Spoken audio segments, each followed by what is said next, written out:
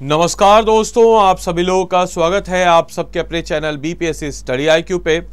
तो दोस्तों, आज के इस वीडियो में हम लोग चर्चा करने वाले हैं कि आप सभी लोग 71वीं बीपीएससी का फॉर्म भर रहे हैं, तो ऐसी कौन कौन सी समस्याएं जो आप सबके समक्ष आने वाली है उसके लिए आपको मैं अवगत कराने वाला हूं। साथ ही साथ इस बार बीपीएससी का एक नया वेबसाइट बना है, तो इस नए वेबसाइट की क्या क्या खासियत है उसके बारे में भी आपको बताते चलेंगे। इसके अलावा हम लोग इस वीडियो में चर्चा यह भी करेंगे कि भाई फॉर्म जो है हम लोग किस प्रकार से भरें और साथ ही साथ ऐसे कौन कौन से डॉक्यूमेंट्स हैं जो हमें इस फॉर्म के लिए चाहिए। तो चलिए दोस्तों, सबसे पहले अगर हम चर्चा करें कि A to Z complete information आपको मैं बताने वाला हूं कि कैसे आप सभी लोग इस फॉर्म को भर सकते हैं। तो मोस्ट इंपॉर्टेंटली बिना बात किए मुझे ऐसा लगता है कि प्रैक्टिकली अगर मैं करके आपको दिखाऊं तो आपके लिए ज़्यादा बेहतर होगा। तो सबसे पहले आपको गूगल पे बीपीएससी सर्च कीजिएगा, ठीक है। याद रखिएगा पिछला वाला जो वेबसाइट था, यानी कि आप सभी लोगों ने जो पुराने अभ्यर्थी हैं 69th बीपीएससी और साथ ही साथ अगर आपने 70th बीपीएससी का फॉर्म भरा होगा जिस वेबसाइट पे, वो ये वेबसाइट नहीं है। तो OTR यानी कि जिसको हम कहते हैं पहला रजिस्ट्रेशन, वो सारे बच्चों को करना अनिवार्य है। पॉइंट नंबर 1 याद रखिएगा। तो जैसे ही आपने बीपीएससी को किया, याद कीजिए आप लोग को पहले जो वेबसाइट आता था वो ये नहीं था, ये नया वाला वेबसाइट है। नया वाला वेबसाइट है bpsc.bihar.government.in, ये है नया वाला वेबसाइट। इस वेबसाइट पे आपको क्या करना है मेरे भाई, तो इस वेबसाइट पे आपको लॉगिन कर लीजिएगा, ओपन अप कर लीजिएगा। जैसे ही आपने ओपन अप किया, आपके समक्ष ये कॉलम जो है खुलेगा, जैसा आप देख सकते हैं। देन उसके बाद आप यहाँ पे अप्लाई ऑनलाइन पे आइएगा, और जब आप अप्लाई ऑनलाइन पे आइएगा तो यहाँ पे लिखा रहेगा बीपीएससी ऑनलाइन एप्लीकेशन, इस पे आप क्लिक कीजिए। और जैसे इस पे आप क्लिक कीजिएगा, आपके समक्ष ये पेज जो है ओपन अप होगा।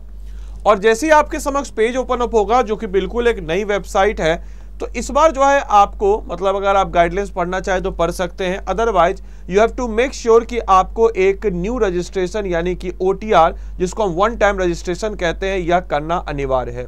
इस पे आप क्लिक कीजिएगा, और जैसे ही आपने वन टाइम रजिस्ट्रेशन पे क्लिक किया, आपके समक्ष ये सारे कॉलम्स आएंगे, और यहाँ पे you have to make sure कि आपके पास ये सारी की सारी चीज़ें जो है डिजी लॉकर, या फिर अगर है तो बहुत अच्छी बात है, सेकेंड स्टेप जो डिजी लॉकर पे, उसको डिजी लॉकर पे एक्सेप्ट कीजिए। इस प्रकार से आप चीज़ों को कर सकते हैं। देन उसके बाद आप one time registration, digi locker basically एक ऐप होता है जिसमें आपके जितने भी डॉक्यूमेंट्स हैं सारे उसके साथ सिंक होते हैं। यहाँ पे आप ईमेल आईडी, मोबाइल नंबर और उसको दोबारा से वेरीफाई करके कंफर्म पासवर्ड करके यहाँ पे आप जो है एक अपना OTR बना लीजिएगा।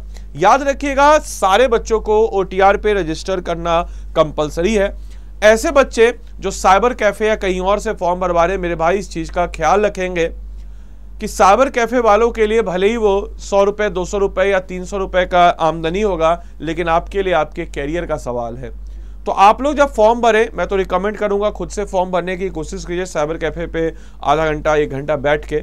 नहीं, अगर नहीं आपको थोड़ी दिक्कत हो रही है तो उसके सामने लग भिड़ करके पैसा अगर 50-60 रुपया 100 रुपया ज़्यादा भी ले ले तो दीजिए, लेकिन अच्छे से भरवाइए, मैं आपको बोलूँगा। क्योंकि वो तो है रफ्तार में भरेगा, वो तो चाहेगा जल्दी जल्दी फॉर्म भरना, लेकिन आपको अच्छे से एक एक चीज़ों को, हो सकता है आपका सिलेक्शन हो जाए और इन कारणों से आपका रुक जाए, तो बहुत अफसोस के सिवा और कुछ नहीं होगा। अब यहाँ पे जब आप रजिस्टर कर लेंगे, जैसे लेटर सपोज जब आप यहाँ पे रजिस्टर कर लेंगे, तो फिर रजिस्टर करने के बाद वापस से आपको एक मोबाइल नंबर और पासवर्ड जो है वो आपका जनरेट हो जाएगा आपके मेल पे।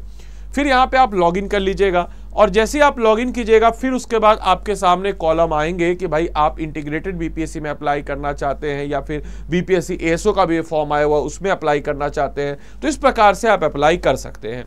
अब जब आप फॉर्म को अप्लाई कीजिएगा मेरे भाई, तो कुछ चीज़ों का आपको ख्याल रखना है कि सर फॉर्म को जब हम अप्लाई करेंगे तो हमारे पास ऐसे कौन कौन से डॉक्यूमेंट्स हैं जो कि होने चाहिए। तो आपके पास कुछ सर्टिफिकेट्स होने चाहिए, ठीक है, कुछ सर्टिफिकेट्स होने चाहिए, और साथ ही साथ कुछ जो है मार्कशीट्स होने चाहिए। याद रखिएगा कुछ जो है मार्कशीट्स जो है आपके समक्ष कुछ जो है होने चाहिए, ठीक।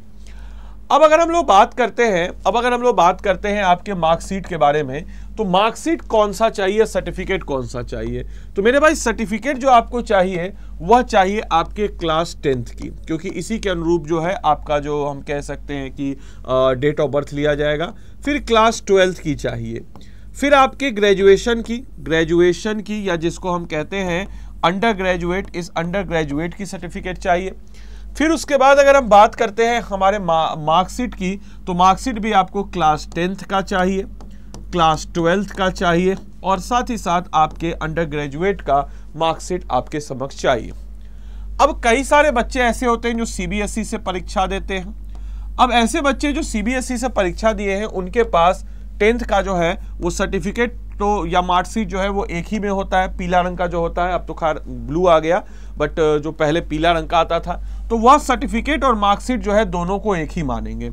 बाकी 12th का मार्कशीट और 12th का सर्टिफिकेट आपको मिला होगा, सीबीएसई में भी अलग अलग मिलता है, बिहार बोर्ड में तो खैर 10वीं 12वीं दोनों का मिलता है। इसके अलावा आपको बताते चले जो आपका ग्रेजुएशन या अंडर ग्रेजुएट का सर्टिफिकेट है मेरे भाई मेरे बंधु, इस चीज को ध्यान रखना है कि आपका एक मार्कशीट अलग होगा और प्रोविजनल सर्टिफिकेट अलग होगा। और प्रोविजनल सर्टिफिकेट को आपको भरना है उसका, क्योंकि वहां पे अपलोड भी करना है, उसका क्रमांक सीरियल नंबर भी डालना होता है। तो you have to make sure कि अगर आप अंडर ग्रेजुएट हैं तो प्लीज जा करके अपने कॉलेज से प्रोविजनल सर्टिफिकेट को ले लें, इस चीज को ख्याल रखें। ऐसे बच्चे जो 3rd ईयर में है, ऐसे बच्चे जो अपेयरिंग हैं वह नहीं भर सकते हैं बीपीएससी का फॉर्म, क्योंकि यूपीएससी में अप्लाइंग होता है, बीपीएससी में अप्लाइंग नहीं होता है, क्योंकि बीपीएससी ने अपने वेबसाइट पर नोटिफिकेशन पे सीधा सीधा लिख दिया है कि हमें ग्रेजुएशन की सर्टिफिकेट जो है हमें चाहिए। इस चीज़ को ध्यान रखना है। इसके अलावा ऐसे बच्चे जो उनका मान के चले कि जैसे लेटर सपोज उनका मान के चले कि अगस्त में उनको सर्टिफिकेट मिलेगा या अगस्त में वो ग्रेजुएट होंगे, तो याद रखिएगा वो बच्चे भी फॉर्म नहीं भर सकते, क्योंकि आयोग ने बोला है कि इस तिथि से पहले जो है जो बच्चे ग्रेजुएट हैं सिर्फ वही बच्चे इस फॉर्म को भर सकते हैं। तो आई थिंक मैं आपको क्लियर कर पाने में सक्षम होऊंगा कि और क्या क्या चाहिए मुझे ये मार्कशीट। इसके अलावा और क्या क्या मुझे डॉक्यूमेंट, अगर मैं चाहूँ कि और क्या क्या मुझे डॉक्यूमेंट चाहिए, तो अगर मैं डॉक्यूमेंट्स की बात करता हूँ तो अगर मान के चले कि आप EWS कैटेगरी लगा रहे हैं, जैसे अगर आप जनरल कैटेगरी के हैं, सामान्य वर्ग के हैं, तो नहीं कुछ चाहिए, तब आपके समक्ष जो है इतना ही काम से हो जाएगा। लेकिन अगर आप EWS कैटेगरी के हैं तो आपके पास EWS जो है अप टू डेट ईयर का होना चाहिए, यह कंपलसरी है, यानी कि 2024-25 का आपके पास होना चाहिए। ओबीसी है तो ओबीसी वाला जो आपका नॉन क्रीमी वाला जो होता है वह भी आपके पास अप टू डेट ईयर का होना चाहिए। इसके अलावा आवासीय, आप जब कैटेगरी का इस्तेमाल करते हैं तो आपको, जैसे आपको बताते चले कि रेसिडेंशियल सर्टिफिकेट, तो आप अगर कैटेगरी का इस्तेमाल कर रहे हैं तो आपको रेसिडेंशियल सर्टिफिकेट होना अनिवार्य है। अब रेसिडेंशियल सर्टिफिकेट 2 प्रकार के होते हैं। पहला रेसिडेंशियल सर्टिफिकेट होता है कि जो बीडीओ जो होता है वो आपके अप्रूव कर देता है, और दूसरा जो होता है डीएम साहब जो होते हैं वो अप्रूव करते हैं। तो डीएम साहब वाला जो रेसिडेंशियल सर्टिफिकेट होता है ये तो आजीवन वैलिड होता है, और ध्यान रखिएगा ये बीडीओ वाला जो होता है या ब्लॉक से जो आप बनवाते हैं ये 6 मंथ के लिए वैलिड होता है।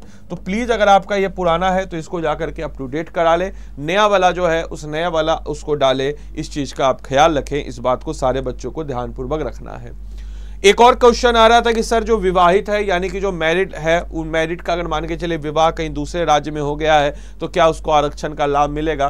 तो मैं नहीं बोल रहा हूं, आयोग इसके लिए एक बात बोला। अगर आप देखिएगा यहाँ पे पढ़िए कि महिला के पक्ष में, ये मैं नहीं आयोग बोल रहा है कि एवं परिसंपत्ति प्रमाण पत्र अभ्यर्थी के पति के साथ रहने की स्थिति में उनके पति के स्थायी से निर्गत होगा, परंतु इस विवाहित महिला का अपने पिता के स्थायी निवास के आधार पर निर्गत आवास प्रमाण पत्र प्रस्तुत करना आवश्यक होगा, जिससे स्पष्ट हो जाएगा कि विवाहित महिला बिहार राज्य की मूल निवासी है। कहने का मतलब यह हुआ कि अगर मान के चलिए आपका विवाह देवघर में हो गया, ठीक है, या आपका विवाह रांची में हो गया, ठीक है, रांची में हो गया।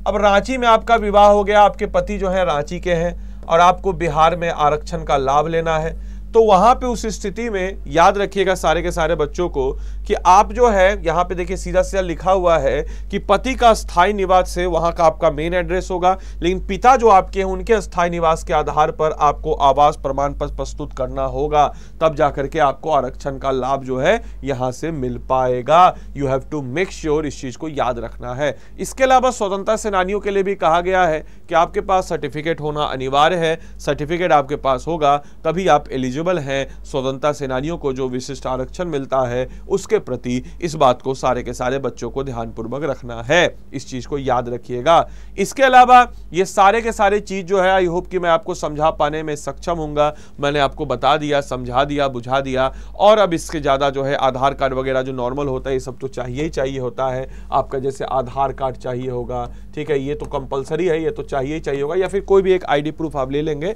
तो आपका काम हो जाएगा, उससे हो जाएगा। तो ये सारी चीज़ों को आपको रख करके भरना है और मैं आपको बोलूँगा कि आप जब साइबर कैफ़े जाएं तो थोड़ा अच्छे तरीके से फॉर्म को फिलअप करें।